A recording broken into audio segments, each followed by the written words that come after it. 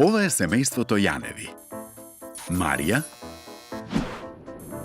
Коста, Николина и Андреј. И да не го заборавиме Бубу.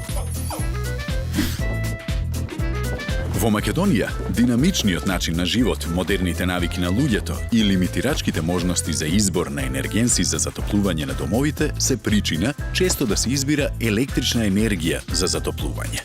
Тоа е случај и во домот на семејството Јаневи.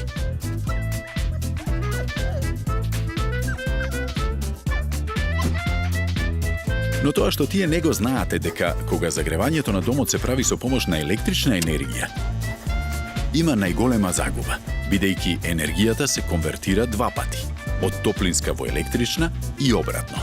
Поради тоа, загревањето со електрична енергија е скапо и не е препорачливо.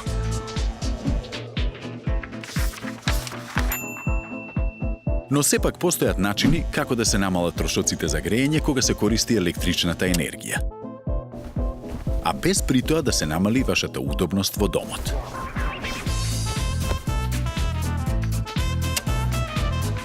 За почеток, многу важно е да се знае оптималната температура на просториите за живот. Таа е од 20 до 23 степени во зима и од 24 до 26 на лето.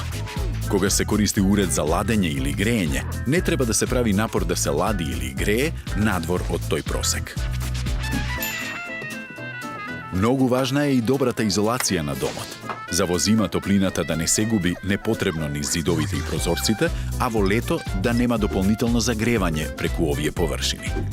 Треба да се затворат и сите отвори или процепи низ кои има загуба на енергија. Нареден чекор е одржување на системите. Например, чистењето на филтрите на клима уредите ја намалува потрошувачката за 5%. Многу важна е поставеноста на грејното тело. Ако тоа е покриено со завеса или некој објект, ефектот се намалува. Николина понекогаш заборава на тоа, но затоа тука е Бубу да ја потсети. Кога се проветрува домот во зима, тоа треба да биде многу кратко.